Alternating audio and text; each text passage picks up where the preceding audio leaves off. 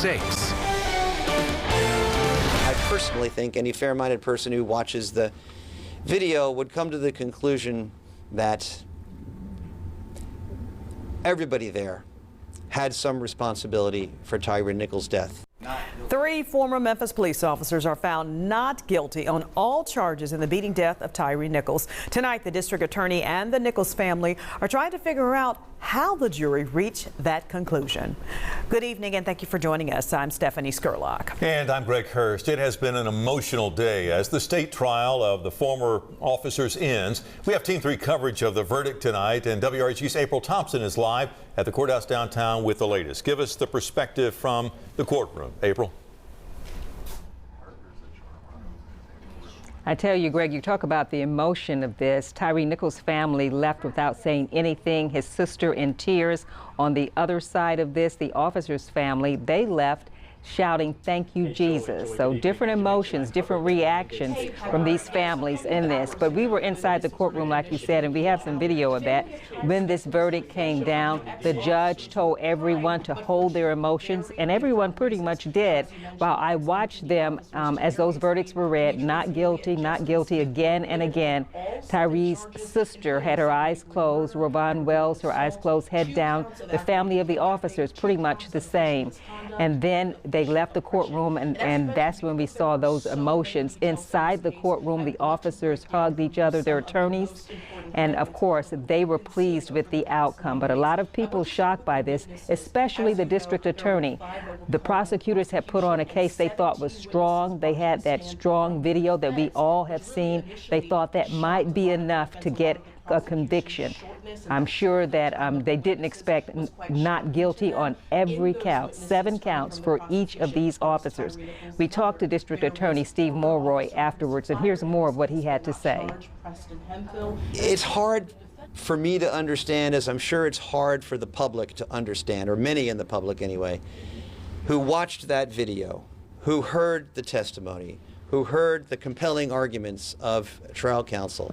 It's hard for us to imagine how someone could say that none of the defendants were guilty of any of the charges. I think any fair mind, I personally jury makeup, which was also quite controversial. But that is what this jury found. This jury from the Chattanooga area, 8 women, 4 men. They spent about 8.5 hours deliberating, and they had to reach a unanimous verdict. They had to be unanimous on each count, and apparently they were able to do that. Not guilty on 7 counts for Tadarius Bean, Justin Smith, and Demetrius Haley tonight. April Thompson, WREG News Channel 3. All right, thank you, April. Well, just a short time ago, Memphis Mayor Paul Young and Police Chief C.J. Davis released a joint statement on today's verdict.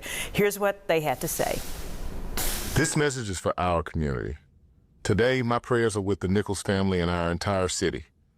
I understand the pain we're feeling as a life was lost at the hands of officers whose actions don't reflect the values of our Memphis Police Department. Memphis is still healing, and that healing demands that we work together. As a city, we're committed to doing the work of creating a deeper trust between law enforcement and the people of Memphis.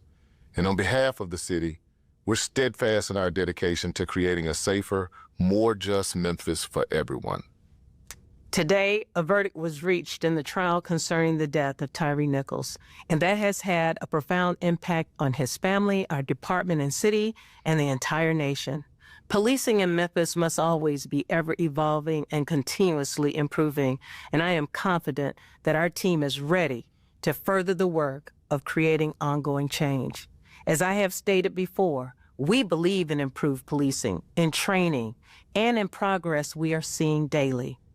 We recognize the pain and grief this incident has caused, and the men and women of the Memphis Police Department remain committed to rebuilding trust and working together toward a stronger, safer Memphis for all.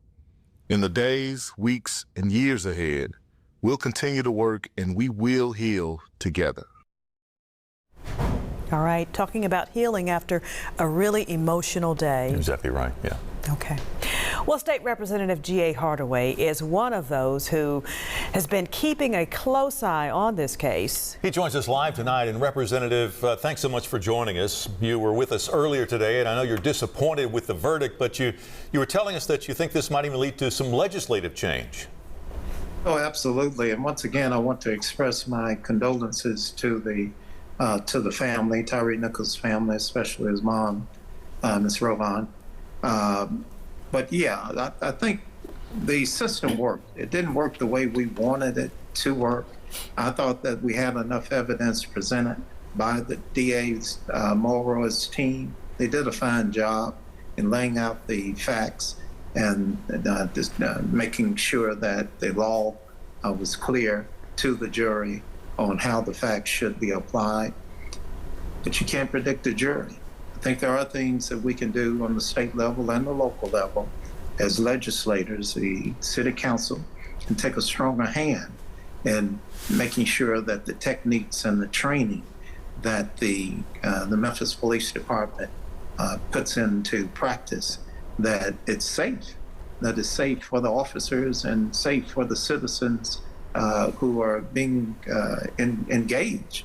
I think that on the state level, that we could do more. We could put more in place to make sure that those body cams are not tampered with by putting stronger deterrents in terms of the actual penalties in place, so that the body cams, which can vindicate or otherwise serve to convict both the officer wearing them, the officers who are around on the scene, and the suspect.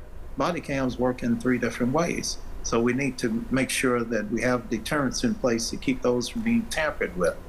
I think we need to look at doing mental evaluations in 2 cases.